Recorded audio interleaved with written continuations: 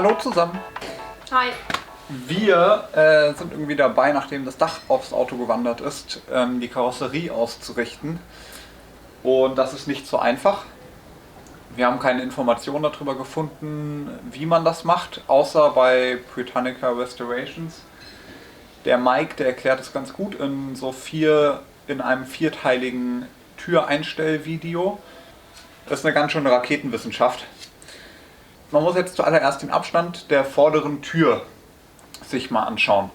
Wir haben uns jetzt hier so einen Holzstab geschnitten, der genau die Länge hat, 34,75 Inch. Und der muss hier reinpassen. Und der passt hier sehr gut rein. Ja, ohne Spiel passt perfekt rein. Und jetzt kommen wir zum Problem. Kann ich das irgendwie 20 cm weiter oben machen? Da passt der nicht mehr rein. Jetzt haben wir die letzten Tage da drum rumgedoktort, woran es liegt. Wir haben sogar das Chassis auf Böcke aufgestellt und in die Waage gebracht, also ins Wasser gestellt. Weil wir uns nicht so ganz sicher waren, ob der Boden von der Halle vielleicht so schief ist und dadurch das Karosserie-Einstellen unmöglich wird. Daran scheint es aber nicht zu liegen, sondern es liegt daran, wir haben jetzt verschiedene Punkte und Ansätze, die wir jetzt behandeln wollen. Das Dach ist wahrscheinlich einen Zentimeter zu weit vorne, das muss wieder ein Stück nach hinten, ist aber noch nichts festgeschraubt. Es stecken nur überall die Schrauben drin. Die Säule, die ich geschweißt habe, die ist vielleicht an der Schweißstelle ein Müh verbogen, also verdreht.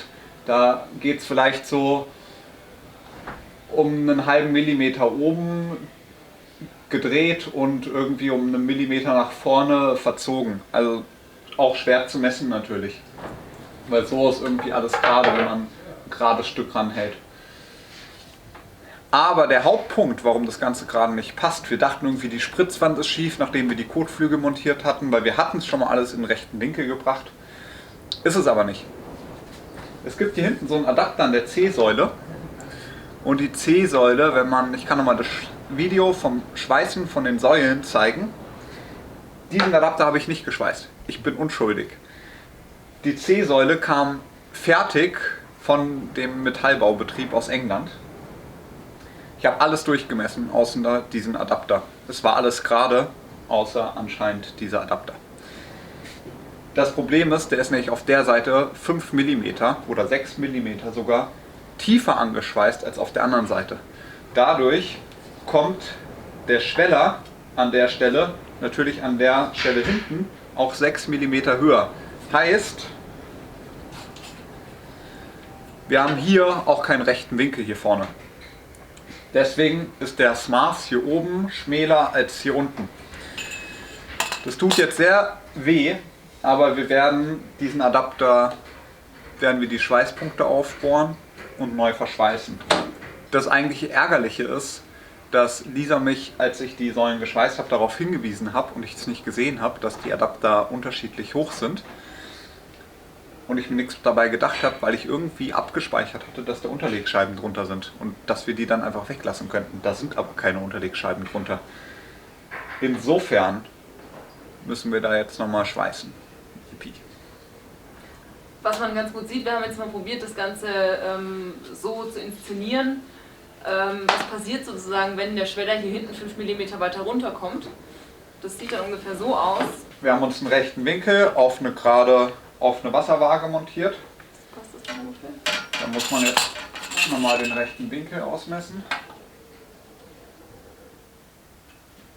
Yep, das passt. Und wenn man jetzt hier vorne auf die Höhe geht, wo nachher der Schweller hinkommt und hinten 5 mm runter geht,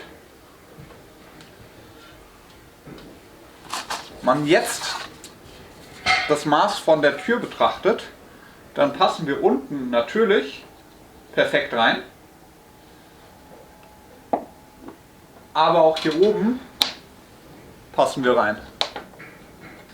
Heißt, es wird irgendwie daran liegen, aber wir müssen auch noch mit dem Dach weiter nach hinten, dass das alles gerade wird. Also die B-Säule muss am Dach weiter nach hinten, genau, damit oben der Abstand zwischen A und B-Säule größer ist. Da wir mit der B-Säule aber nicht so weit nach hinten können, müssen wir mit dem gesamten Dach ein Stück nach hinten. Und dazu muss eben dieser Adapter ab und wir müssen mit der ganzen C-Säule und dem ganzen Schweller hier hinten 5 mm weiter runter. Und dann hoffen wir, dass damit sich das Problem erledigt. Das machen wir jetzt mal. Das wird jetzt ewig dauern. und wir zeigen dann mal, wenn wir fertig sind, wie das geworden ist. Viel Spaß!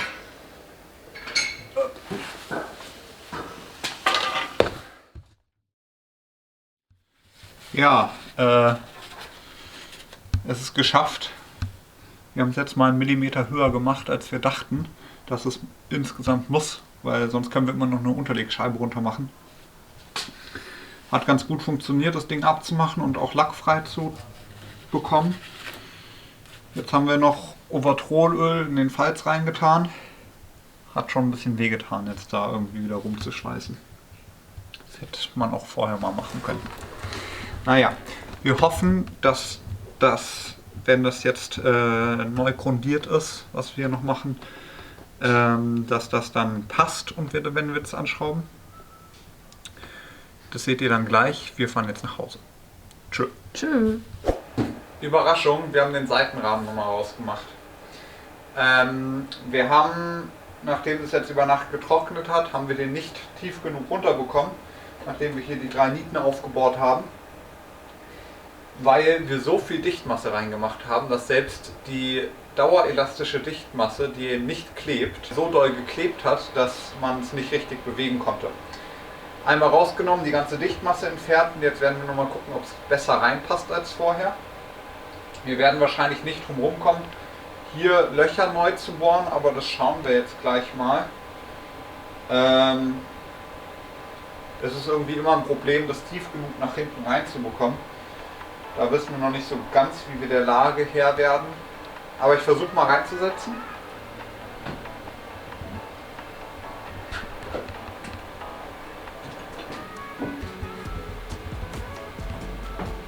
Hier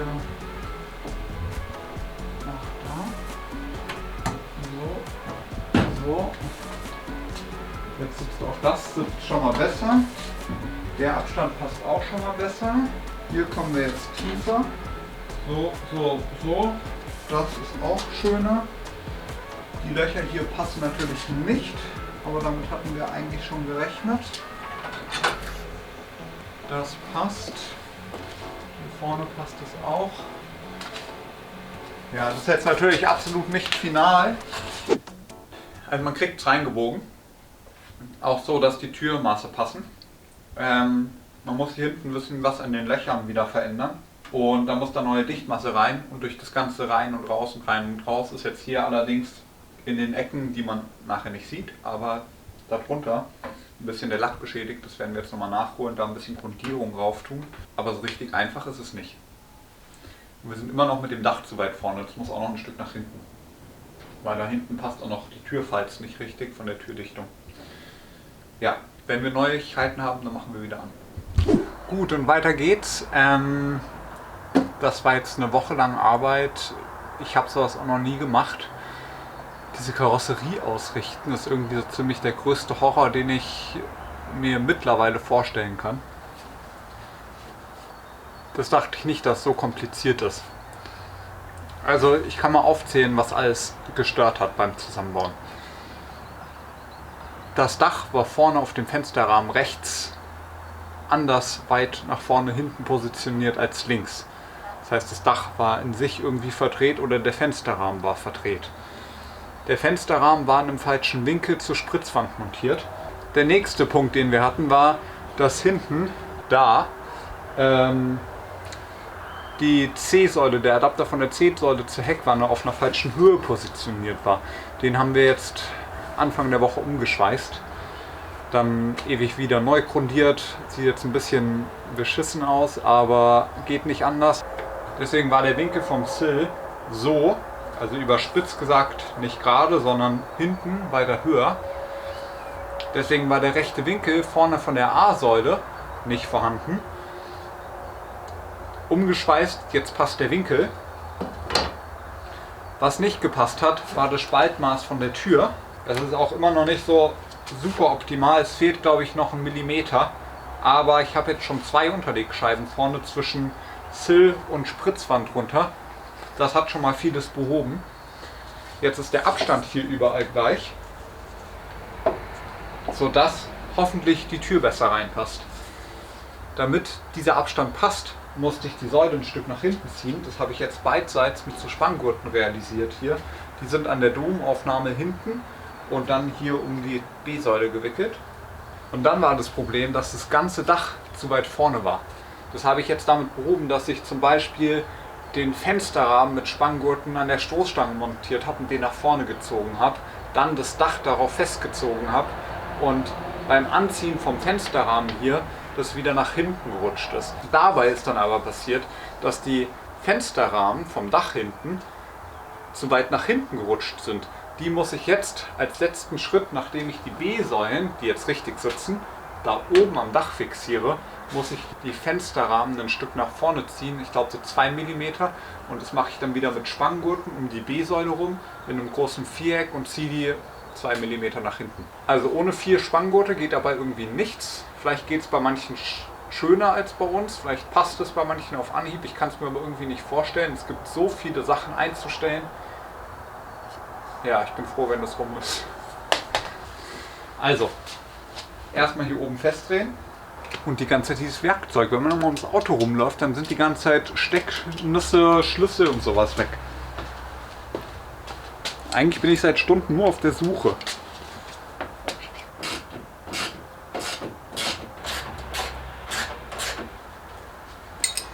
So, erste fest, kommt Nummer 2.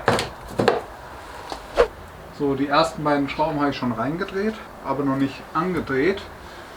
Weil ich musste erstmal gewährleisten, dass die da reinpassen. So, und jetzt sieht man, ich komme mit den Schrauben noch gar nicht rein. Ich muss das Ganze erst runterzurren.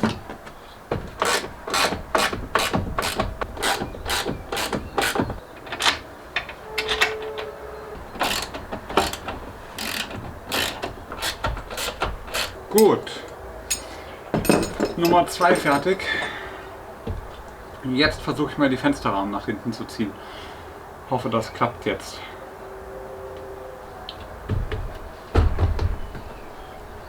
Das ist schon cool. So ein paar Schrauben festgezogen. Das Ganze wird schon wieder viel stabiler.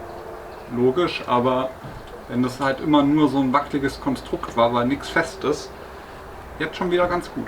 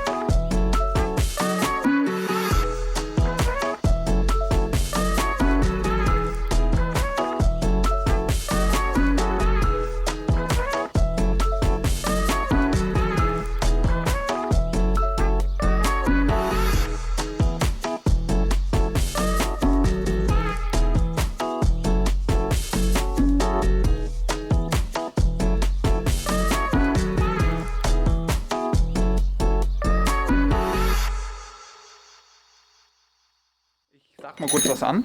Ja. Bin ich schon drauf? Ja, ich sehe mich bloß nicht. So. Gut, es war jetzt viel Arbeit, aber das Dach ist drauf und festgeschraubt. Was wir jetzt machen, mit Drehmoment jede Schraube festziehen. Müssen wir mal gucken, das sind 8.8er Schrauben, M6. Ich schätze 10 Newtonmeter. Viel ist es nicht, was sowas aushält. Aber das schauen wir jetzt und dann, wenn das gemacht ist, fehlt eigentlich nur noch der Adapter zwischen dem Schweller und dem mittleren Crossmember vom Rahmen. Die müssen wir dann noch anschrauben, das sind so kleine Dreiecksteile. Die Schrauben sind schon alle drin, müssen wir nur noch anziehen. Dann ist das alles fix und dann kann endlich diese Holzleiste raus, die man hier unten sieht. Großer Schritt, wir haben gerade schon mal die Hecktür geguckt, ob die reinpasst, die passt rein. Ding, ding. Sehr gut. Ich weiß gar nicht, ob wir es irgendwann mal erwähnt haben. Wir haben diese Heckwanne zusammengebaut, einfach nur mit den Maßen von den Blechen, die wir hatten, haben das zusammengebaut und dann kamen wir, nachdem es alles verklebt und vernietet war und schon grundiert, kamen wir drauf, sag mal, hat irgendjemand mal gemessen, ob die Hecktür da überhaupt reinpasst? Und sie hat reingepasst. Glück gehabt. Lucky. Ja gut, wir machen mal weiter.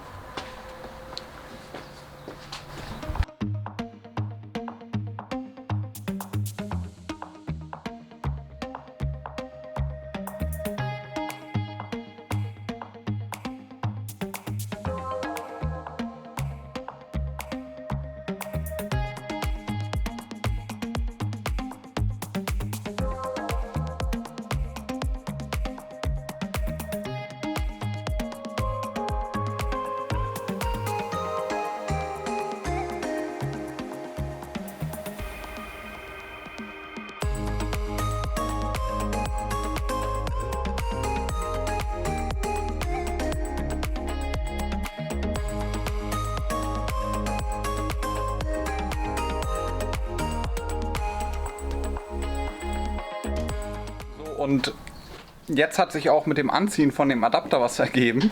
Aber das weiß man ja vorher alles nicht. Es wird ja auch nirgendwo erklärt.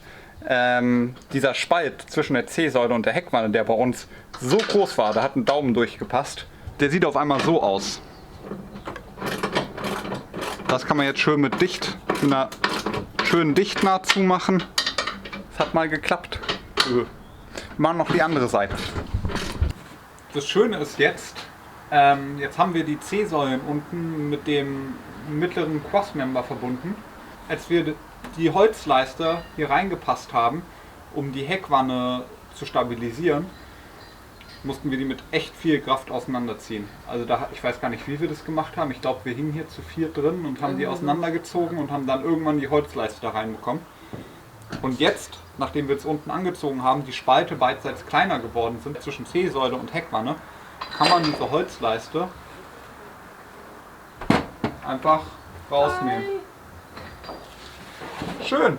Ja, nice.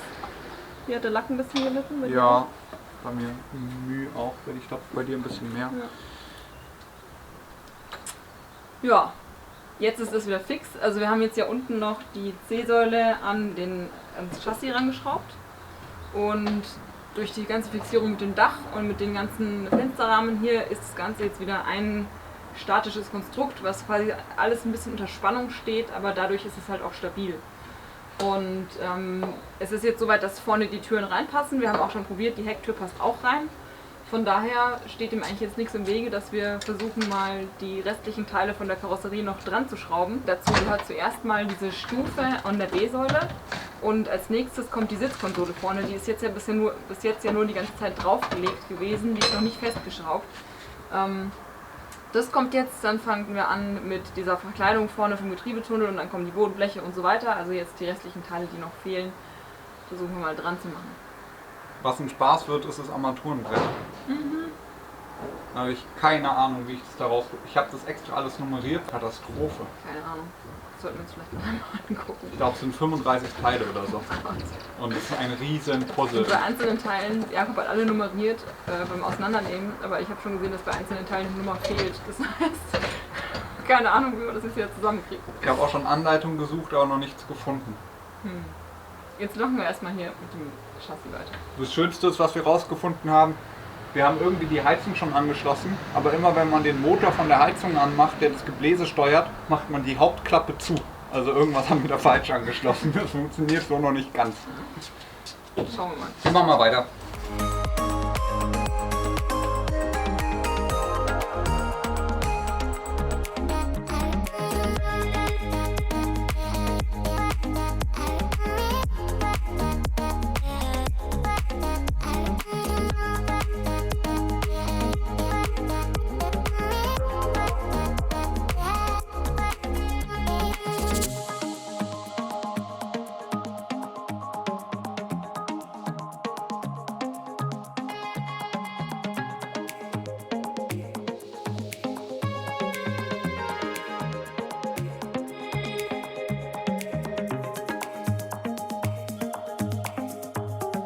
So. Es gibt hier noch für den Getriebetunnel, der aus Plastik ist, diesen Blechrahmenbogen. Der kommt an die Spritzwand montiert. Da haben wir so Edelstahl-Einnietmuttern M6 reingepresst, schon vor Ewigkeiten. Warum dieser Rahmen so ist und nicht einfach mit an der Spritzwand integriert, kann ich nicht beantworten. Ist mir ein Rätsel, warum man dieses flimschige Ding hier verwendet. Das montieren wir mal schnell rauf. Damit da kein Spritzwasser rankommt, dichten wir das komplett mit Butylmasse einmal ab. Und dann kommen da Edelstahlschrauben ran.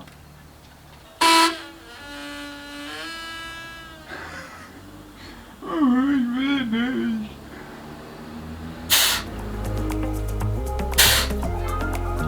Okay.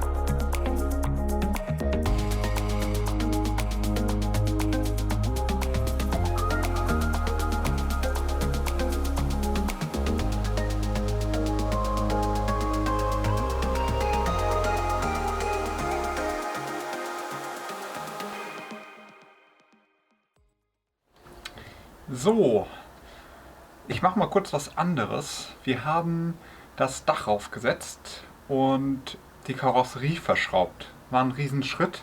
Jetzt passen irgendwie die Türen rein und das ganze Auto ist wieder gerade bzw. stabil.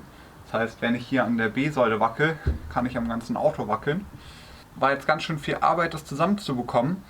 Und weil bei diesem Zusammenbauen von der Karosserie und bei dem Raufsetzen vom Dach nicht im Vorhinein klar war, wie weit oder an welcher Position der Fensterrahmen zum Dach sitzt, also ob weiter hinten oder vorne oder vielleicht sogar ein bisschen schräg, haben wir unsere Holzverstrebung an der Dachunterseite noch nicht fertig gemacht. Wie ihr seht, hier drüben und hier sieht man zwei Längsstreben, die nach vorne kommen. Und jetzt haben wir hier eine Armaflex-Kante, wo Schlitze drin sind, um diese Schrauben zwischen Fensterrahmen und Dach zu verschrauben. Und an die mussten wir ja auch noch ran zum Verschrauben. Dazwischen haben wir hier Einnietmuttern reingezogen, um noch weiteres Holz vorne als Blende da festzuschrauben, damit das von vorne auch gut aussieht. Heißt, wir haben zweiteilig, eins für die Seite und eins für die Seite, eins für die Mitte. Das für die Mitte haben wir aus einem speziellen Grund, und zwar kommt hier oben eine Deckenlampe hin. Die wird eigentlich an diesem Dachhimmel-Pappverkleidung festgemacht.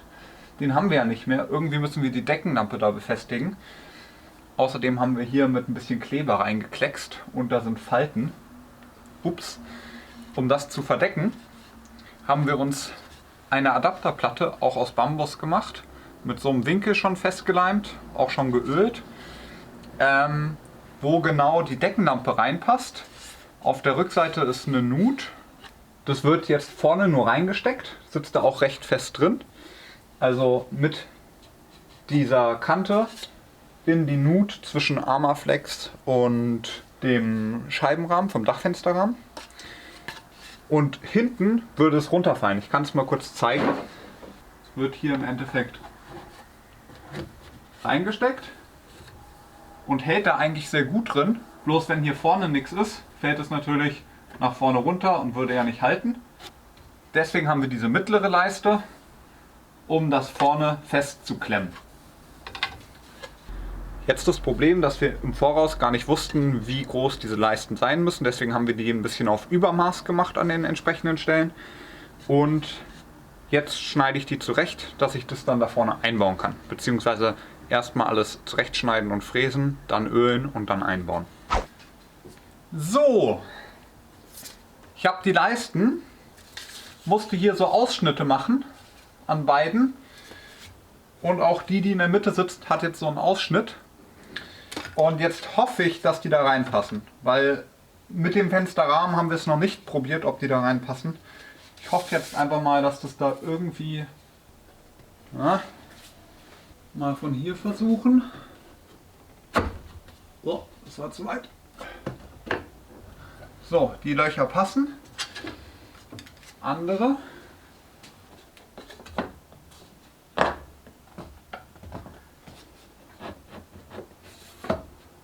Die Löcher passen auch. Und dann das hier in der Mitte. Einmal schnell gucken, ob die Schrauben reinpassen. Ja. Ja. Ja. Ja. Und die letzte. Yep. Ein bisschen fummelig. Ah. Ja, passt. Es wird dann hier vorne noch rein verklebt. Jetzt müssen noch die Hölzer geölt werden. Und die Kante, ne, hier sieht man jetzt so ein bisschen so eine offene Stoffkante. Um diese Stoffkante zu verdecken, werden wir jetzt so eine kleine Paspel aus dem Alcantara nähen. Also einfach den Alcantara-Stoff, von dem haben wir noch ganz viel Rest. Und da werden wir um eine Kordel drumherum eine Paspel nähen, irgendwie 6 mm. Und das als Alcantara-Schnur damit vorher reinstopfen. Und dann hat man hier so eine kleine Wulst in der Ecke, um die offenen Stoffkanten zu verdecken. Genau. Aber das kann man dann immer noch machen, wenn es geölt ist und jetzt noch eine Woche trocknet oder so. Weil wenn es jetzt noch ölfeucht ist und es dann mit dem Alcantara in Berührung kommt, ist auch nicht so gut. Trocknen lassen, dafür muss erstmal jetzt auf 240 geschliffen werden. Und dann wäre auch dieses Projekt fertig. Ja, wieder abmontieren und ich gehe jetzt mal ölen. So, weiter geht's mit dem Holz. Ich habe jetzt zwischendurch die Holzleisten geschliffen und schon geölt und zwischengeschliffen, geölt, zwischengeschliffen. Jetzt kommt's. Bei den Leisten, die wir schon am Dach haben, die sind ja bereits eigentlich fertig. Jetzt habe ich aber im Verlauf des Schleifens von den beiden vorderen Leisten festgestellt, dass die irgendwie viel schöner geworden sind als die, die jetzt oben an der Decke sind. Ich vermute, ich habe was mit dem Zwischenschliff von denen, die schon am Dach sind, falsch gemacht. Ich mache die nochmal ab, schleife die nochmal zwischen, öle die nochmal ein und schleife nochmal. Nur fürs Gewissen, dass das auch gleich aussieht und schön ist. Da kann man sich jetzt drüber unterhalten, ob der Perfektionismus vielleicht ein bisschen zu viel ist, aber es ist nicht viel Aufwand und ich mache das mal schnell. Ich schraube die mal schnell ab und dann seht ihr, wie ich die wieder einschraube und zwar komplett fertig final. Da muss man daran nichts mehr machen. Also, bis gleich.